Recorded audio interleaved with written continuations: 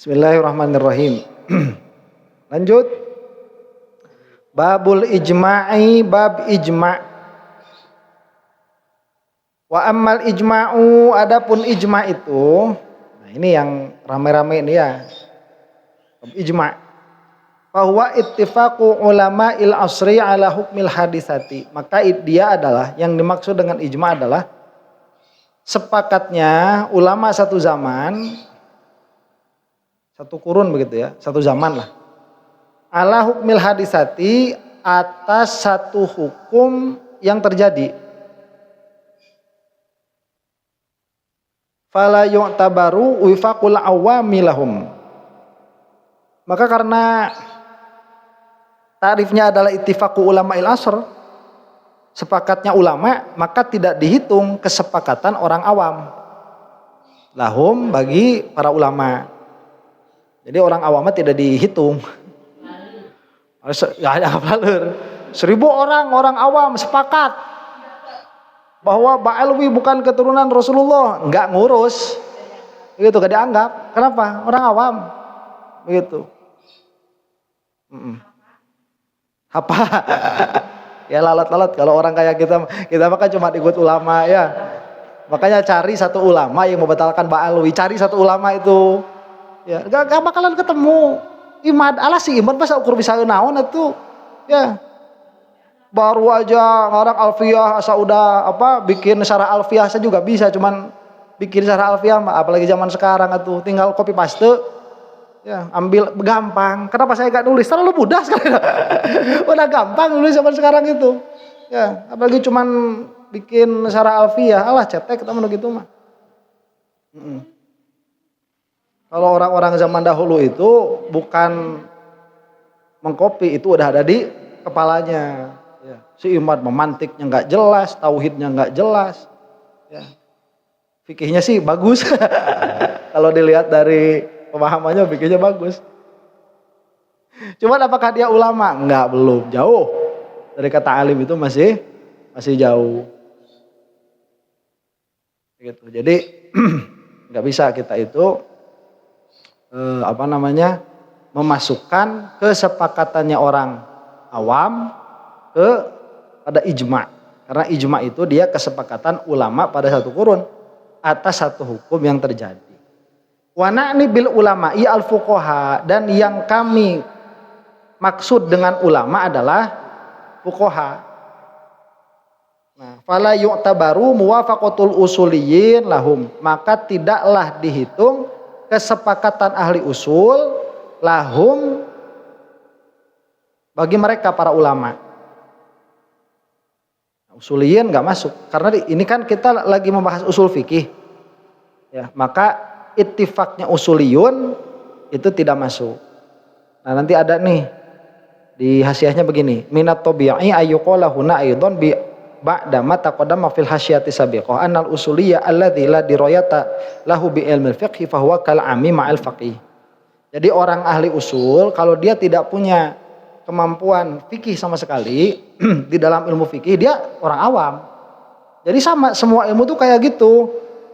Ya, jadi enggak begini mentang-mentang satu orang ini dia gelarnya doktor kemudian dia jadi tahu semua ilmu. Enggak. Ya. Ini kadang-kadang dia doktor dalam bidang apa? Doktor dalam bidang dokter hewan.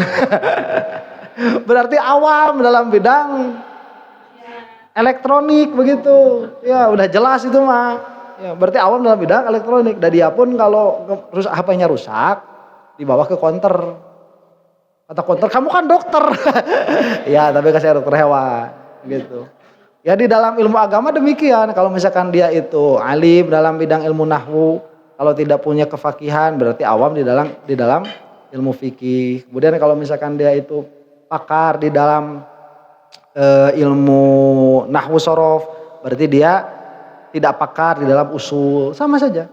Ya. Makanya cari orang yang benar-benar ulama itu, dia itu pakar pada semua cabang ilmu. Nah sekarang udah gak bakalan nemu. Makanya kita sering ngelihat ada profesor salah ngomong tauhid, ya profesor fikih. Ya, ada orang jago bahasa salah ngehukumi nasab, ya dia jago dalam bidang bahasa begitu. Wa na'ni bil hadisati al hadisata syar'iyyata, dan yang kami maksud dengan kejadian adalah kejadian yang bernisbah kepada syariat. Li'annaha mahallu nazaril fuqaha, karena kejadian syariah itu adalah tempat pemikirannya para ahli fikih. Bi khilafil lughawiyah masalan, beda dengan para ahli lughah. Misalkan fa inna ma yujma'u fiha ulamaul lughah, maka sesungguhnya dijama atau terjadi ijma pada lughah siapa? Ulamaul lughah. Jadi nanti ada, karena kita ini sedang membahas usul fikih, maka ijma'nya ijma' para ulama yang ahli fikih. Kalau kita sedang membahas nasab berarti ijma' para ulama yang ahli nasab. Kalau kita sedang membahas usuluddin berarti ijma'nya usuluddin. Gitu.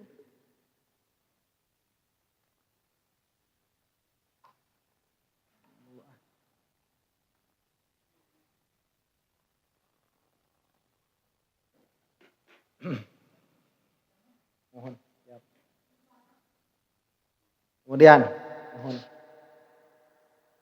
wa ijma'u hadhil ummah hujjatun duna ghairiha, dan ijma'nya umat ini yaitu umat Nabi Muhammad sallallahu alaihi wasallam adalah hujjah bukan selain umatnya Rasulullah sallallahu alaihi wasallam.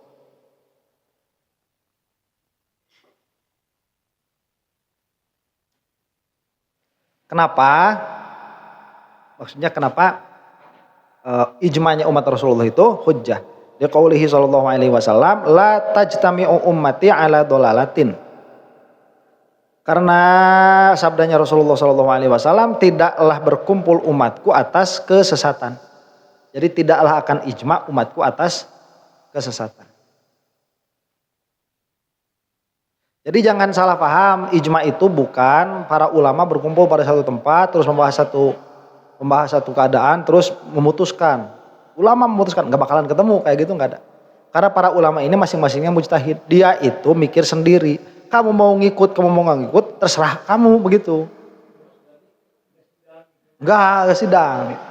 Jadi karena mereka itu orang-orangnya, karena mereka ahli pakar-pakar dalam bidangnya masing-masing, maka mereka itu berpikir masing-masing. Nah setelah mereka berpikir masing-masing, kan kalau para ulama mah ilzam kepada awam. Kamu nggak mau ikut ulama ya terserah kamu begitu, karena ulama mah mikir sendiri, ya mujtahid itu berpikir sendiri. Nah nanti tatkala para mujtahid ini berpikir pada satu hukum tertentu, nanti dia bakal punya apa? Dia bakal punya murid-murid yang menukil perkataan guru-gurunya.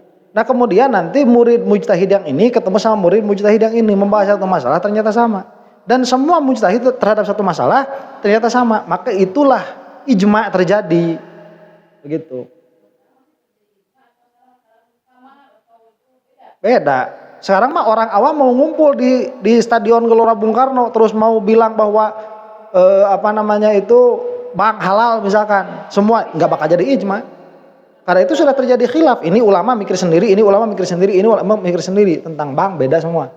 Jadi kalau yang namanya ijma itu tidak boleh ada satu pun yang khilaf, nggak boleh. Nggak boleh ada satu pun yang khilaf. Makanya kalau kamu itu mau menyatakan suatu perkara yang sudah ditetapkan ijma pada hukumnya, tugas kamu itu apa? Tugas kamu itu kalau mau meruntuhkan ijma itu, keluarkan, cari dalil yang menunjukkan tidak terjadinya ijma. Makanya kenapa tesisnya si Imad itu nggak usah dibantah, nggak usah digubris. Ngapain? Namun dia cuma nyebut nggak ada dalil. Padahal para ulama itu jelas sudah terjadi ijma. Justru tidak disebutkan itu dalil atas keijmaannya, karena ada ulama yang menisbahkan dan ya, ulama yang lain diam. Itu nanti masuknya ijma sukuti, maksudnya itu begitu. Nah kalau misalkan Imad ini dia mau mengatakan bahwa ijma ini tidak terjadi sebagaimana membantah perkataannya Syekh Ali Jum'ah, maka keluarkan kitab ahli nasab yang menyebutkan itu bukan sorohatan begitu secara soreh, bahwa Ba'alwi ini bukan keturunan Rasulullah SAW secara soreh. Cari, gak bakalan ketemu. Kenapa? Karena jelas terjadi ijma begitu.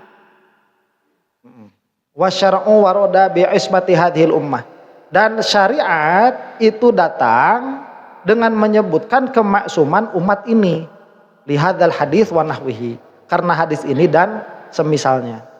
Jadi ada hadis yang datang menyebutkan bahwa umat ini maksum apabila ijma pada satu hukum, begitu. Tidak akan salah, pasti tidak akan salah. Wal ijma'u hujjatun 'alal asri tsani, dan yang namanya ijma itu dia hujjah atas kurun berikutnya, atas masa berikutnya. Wa man ba'dahu, dan yang setelahnya. Jadi kalau misalkan telah terjadi ijma nih kurun 4 Hijriah kayak Pak Alwi tuh, kan kata si Imad 4, 5, 6, 7, 8, 9 itu tidak ada kitabnya, itu berarti ijma.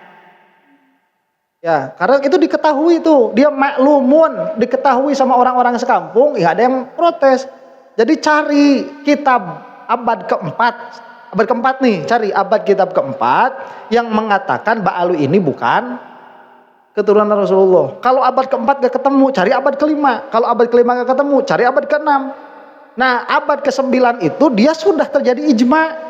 Maka 10, 11, 12, 13, 14 ini sudah tidak boleh meruntuhkan lagi, karena ijma ini sudah hujjah kepada kurun selanjutnya dan yang setelah selanjutnya.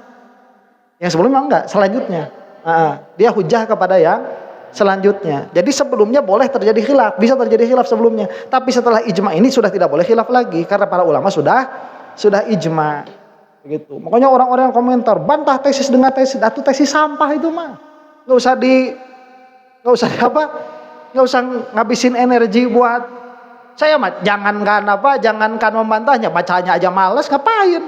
Siapa yang ngarang Imaduddin, siapa dia itu? Ya, sebelum dia itu bahas nasab, dia itu apa sih kapasitasnya? Nggak ada. Pas bab nasab maju, baru tiba-tiba datang ada kiai namanya Imaduddin, ujug-ujug jadi mujtahid har. Dia selama ini kemana aja? Dia itu nggak pernah ditanya, bab wudu aja nggak pernah ada yang nanya sama dia, begitu ya. Jadi iya makanya itu siapa dia itu? Tesis sampah itu nggak usah usah dianggap, karena jelas sudah terjadi ijma. Istirahat dulu ya. Wal ijma'u hujjatun 'alal asri tsani, dan ijma itu dia adalah hujjah. Maksud hujjah itu dia menjadi patokan di dalam mengenali suatu hukum. Atas siapa? 'Alal asri tsani, atas kurun yang kedua, waman ba'dahu, dan yang setelah kurun kedua. Wa fi ayyi asrin kana, dan pada kurun manapun adanya, min asri sahabah, dari zaman sahabat, waman ba'dahum, dan yang setelah sahabat. Jadi apakah para sahabat itu tatkala mereka sepakat pada suatu hukum itu bisa disebut ijma atau tidak? Ya, bisa disebut ijma. Maka sahabat dan seterusnya itu bisa disebut ijma. Nah, kalau zaman sahabat sudah ijma, berarti tabi'in tidak boleh tidak boleh berbeda di dalam hukum dengan ijmanya para sahabat. Jika sahabat itu tidak ijma, tapi tabi'in ijma, maka ijmanya tabi'in ini jadi hujah bagi kurun setelahnya. Nanti sahabat nggak ijma, tabi'in nggak ijma, tapi itba'u tabi'in ijma, itu pun jadi hujah. Jadi misalkan ya, ada beberapa perkara yang mana sahabat itu ilmunya itu berbeda dengan sepakatnya 4 madhab. Ada. Seperti apa? Seperti mengusap kaki. Jadi kaki itu kan dia bukan diusap tapi dibasuh. Dalam pengertian berarti di dalam wudu itu airnya harus sailan. Airnya harus mengalir begitu, harus ada aliran air. Cuman Anas bin Malik kalau tidak salah ini madhab beliau itu mengusap. Bukan khuf ini kaki. Jadi kakinya itu diusap, karena mungkin di dalam bacaannya itu yang idza qumtum ila sholati faghsilu wujuhakum wa aydiyakum ilal marafiq wamsahu bi ru'usikum wa arjulikum, bacanya bukan wa arjulakum. Jadi masah itu, mengusap itu termasuk ke dalam kaki. Nah, cuman madhab yang 4 tidak ada yang mengatakan bahwa wudu itu dengan mengusap kaki. Semuanya itu membasuh. Nah, berarti kan perbuatan sahabat ini dia berbeda dengan ijma'nya ulama. Lah kok bisa? Ya ini makanya ulama mah dia ilmunya lebih update karena hasil dari semua sahabat. Beda dengan Anas bin Malik misalkan, meskipun beliau itu alim, beliau itu ijtihad, mujtahid, itu tidak akan berdosa di dalam ijtihadnya meskipun salah karena beliau itu mujtahid. Tapi hasil ijtihadnya para ulama ini berbeda dengan sahabat. Nah makanya di dalam pada kurun sahabat kita tidak menemukan ijma apakah kaki itu diwasu atau diusap, karena ada yang mengusap. Siapa? Anas bin Malik. Cuman setelah kurun tabi'in, kemudian ada itba'ut tabi'in, kemudian zamannya madhab yang 4, madhabul arba'ah.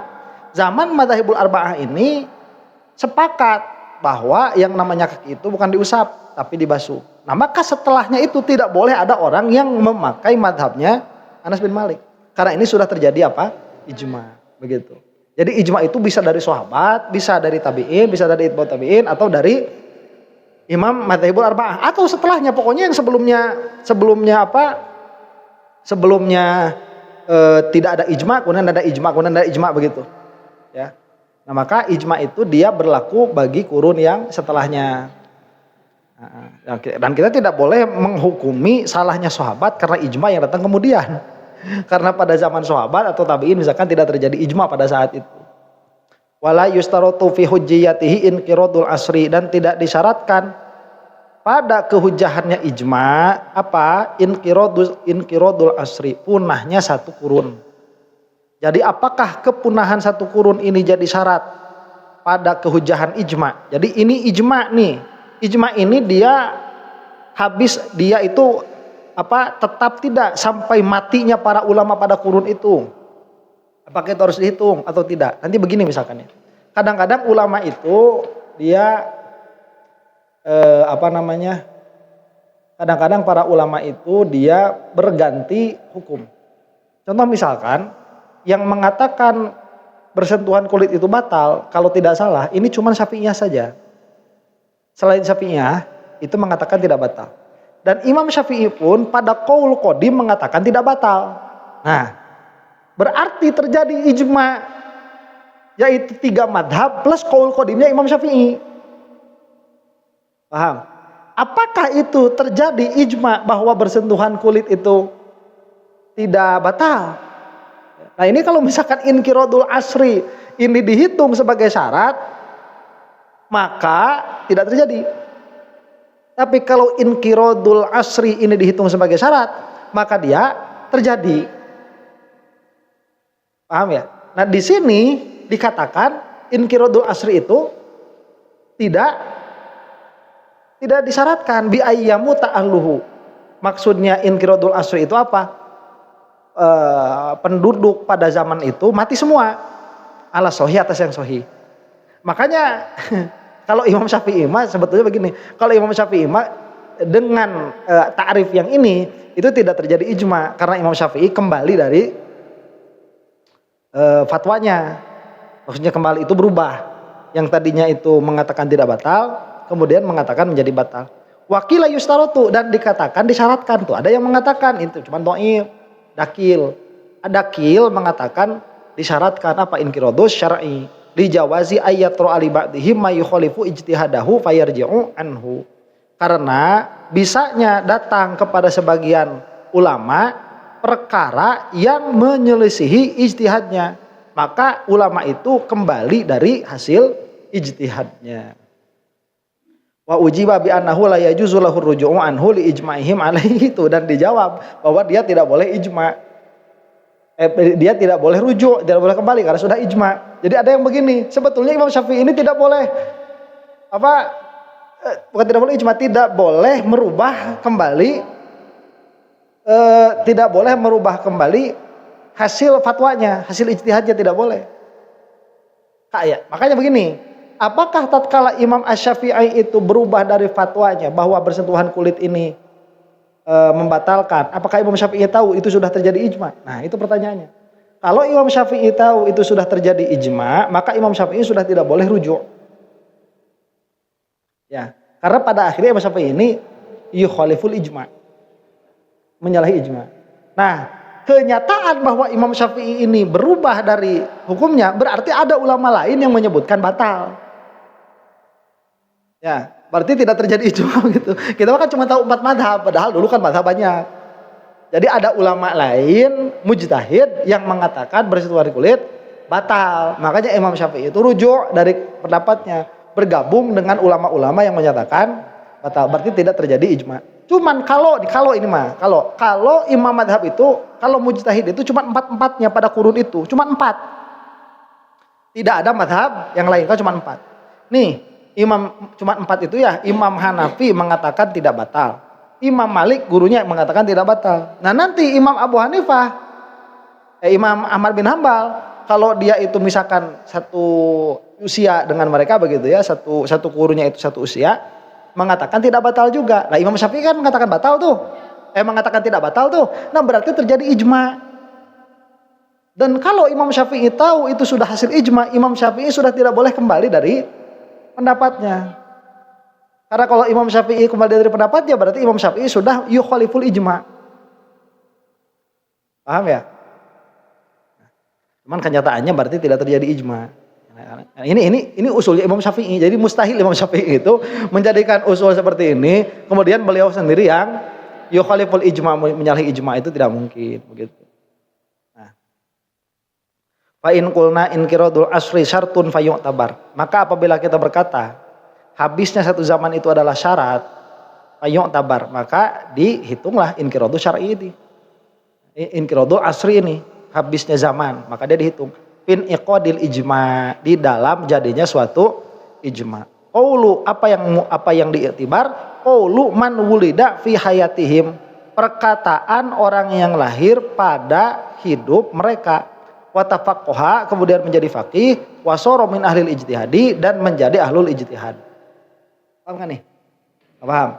Nah, atas qaul yang kedua, kan kalau atas qaul yang pertama mah tidak harus ada inqiradul asr. Yang penting dia sudah terjadi ijma fi ayyil asri minal usur, mau dari zaman manapun berarti terjadi ijma. Kalau yang ini mah jangan dulu dikatakan ijma kalau belum habis masanya, kan begitu. Nah, kalau belum habis masanya terus disebut habis masa itu bagaimana? Paham? Nah, ini misalkan ada kiai-kiai sepuh ya. Kan mujtahid itu tidak lahir setiap tahun. Tidak lahir setiap tahun. Ini semakin berkurang. Sekarang udah nggak ada mujtahid mutlak itu. Misalkan nih, mujtahid terakhir yang kita tahu siapa? Berarti kan Imam Ahmad bin Hambal. Kita tahu tuh. Kalau Imam Ahmad bin Hambal, kita katakanlah Imam Ahmad bin Hambal itu mujtahid. Berarti kan Imam Ahmad bin Hambal ini terakhir. Nah, berarti setelah Imam Ahmad bin Hambal wafat, berarti sudah tidak ada mujtahid. Paham ya? Nah, ini mujtahid secara mutlak. Nah, masalahnya ada di sini. Imam Syafi'i misalkan sepakat pada satu hukum A, Imam Malik begitu, Imam Hanafi begitu, Imam Ahmad begitu.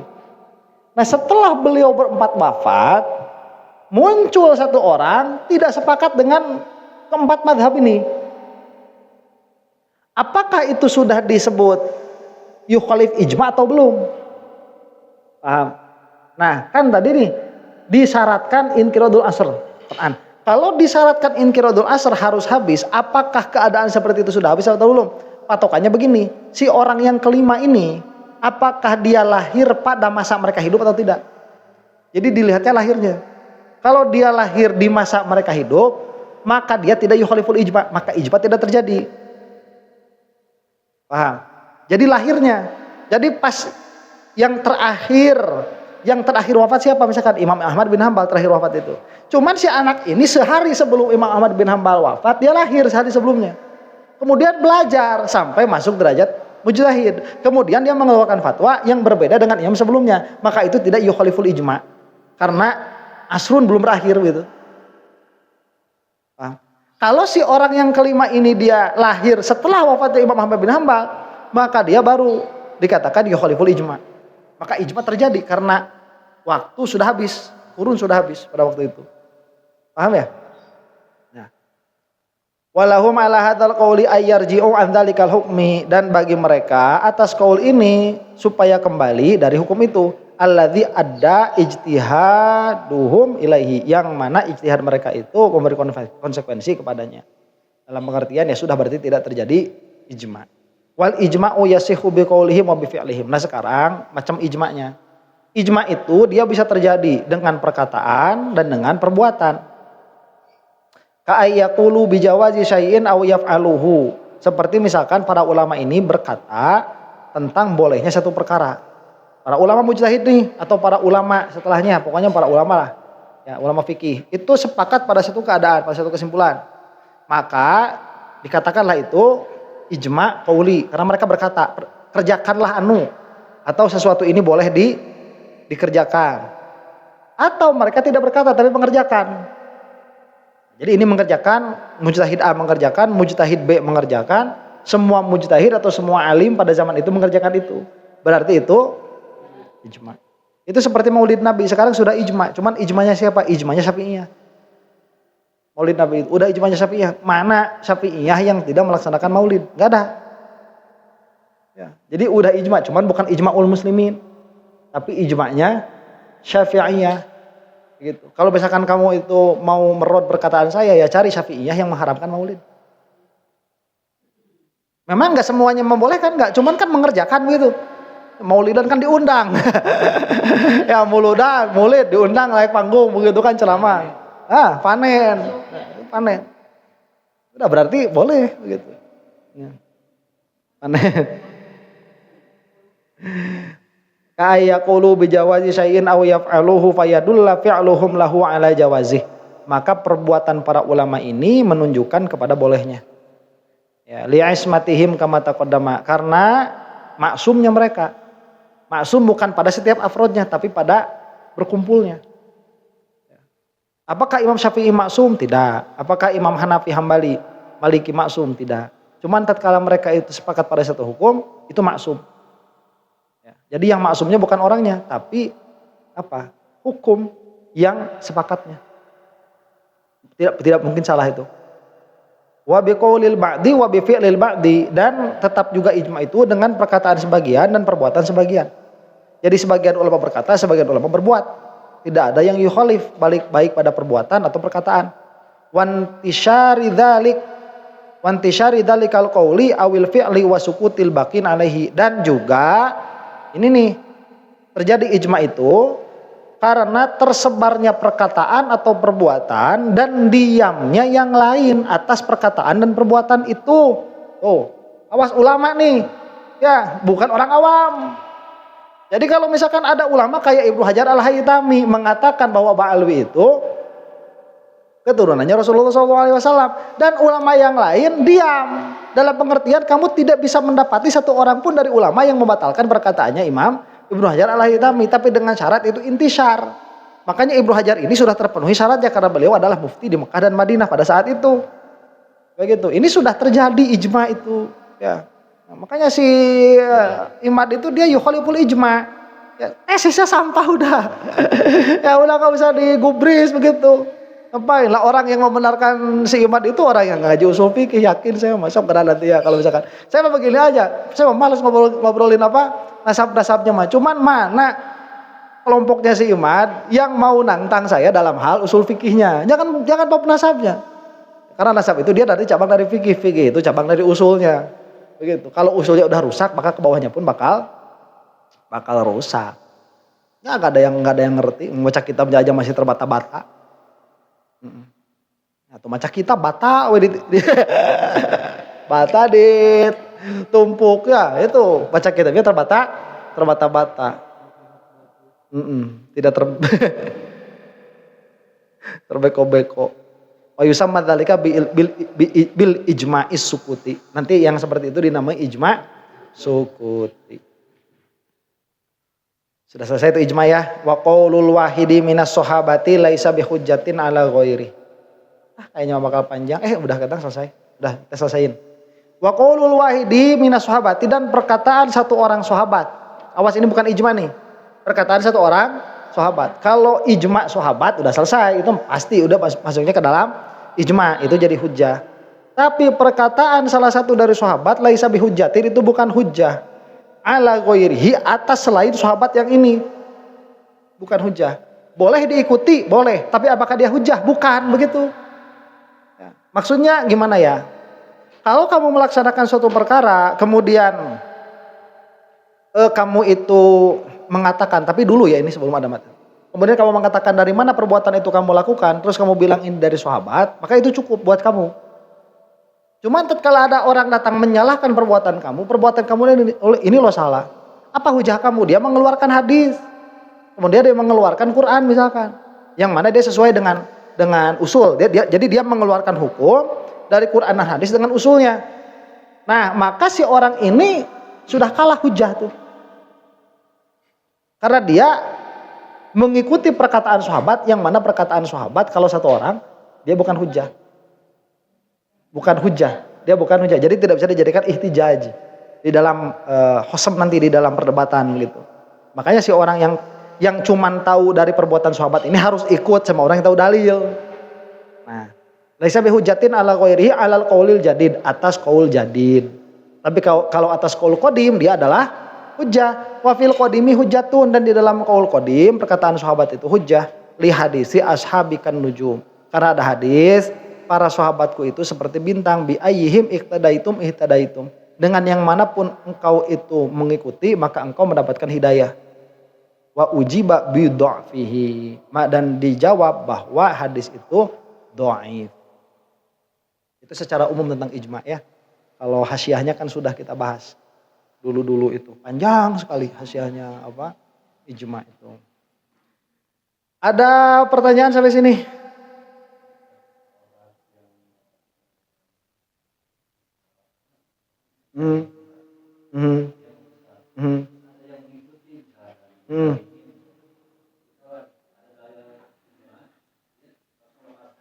Harus melepaskan itu. Nanti ilzam. Iya, karena itu bukan hujah. Cuman mengikuti sebelum datang hujah yang lain ya boleh. Iya kan? Cuman ini udah datang dalil nih. Ya, ini Quran udah datang, hadis udah datang.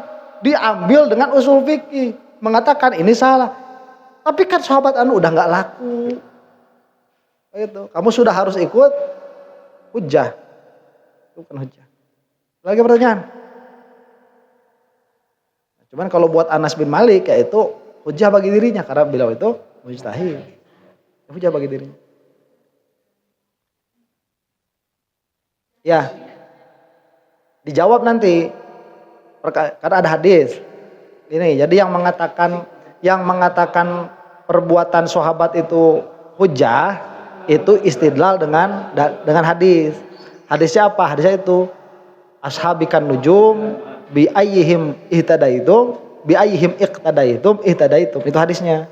Nah, dijawab sama enggak, ini perkataan sahabat tetap bukan hujjah. Loh, inilah ada hadisnya. Hadisnya dhaif begitu. Ya, hadisnya dhaif. Karena tetap nanti yang dilihat bukan kesahabatannya tapi keilmuannya. Kalau misalkan Imam Syafi'i itu lebih alim daripada sahabat, ya sudah berarti Imam Syafi'i ini jadi hujahnya begitu. Bukan kesahabatannya. Jadi kehujahan itu dia gimana ya? Kita kan kayak yang kurang ajar ngomongnya ya. Sahabat, Imam Syafi'i lebih alim daripada sahabat. Ya terus mau gimana ya kenyataannya begitu dalam hal fikih loh. Gimana lah? Mau gimana lagi?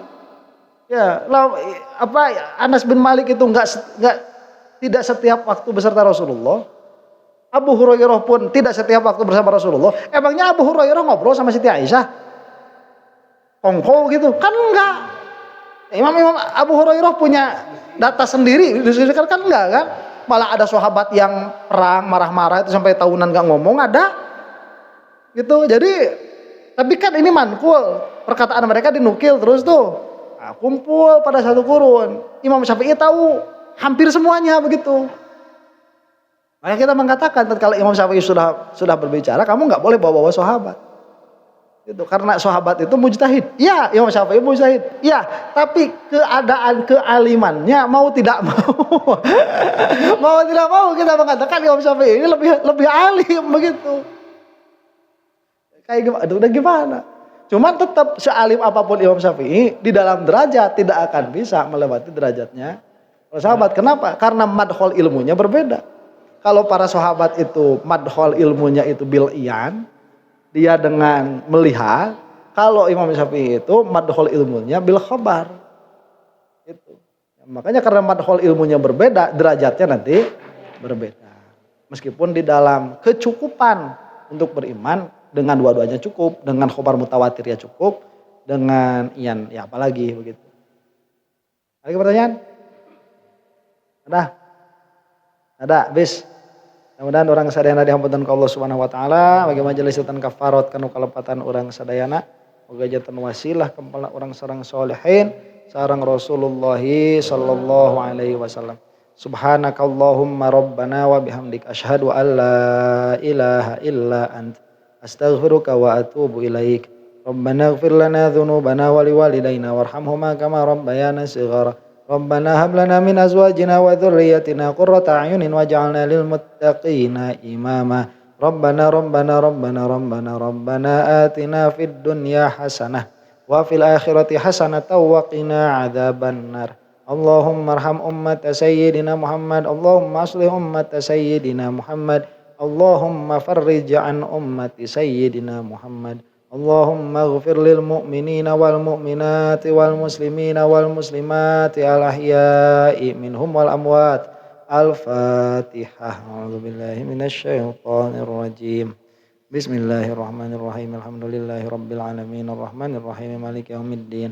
Iyyaka na'budu wa iyyaka nasta'in. Ihdinas siratal mustaqim. Siratal ladzina an'amta 'alaihim ghairil maghdubi 'alaihim waladdallin. Amin. Wassallallahu ala sayyidina Muhammadin wa ala alihi wasallam. Assalamualaikum warahmatullahi taala wabarakatuh.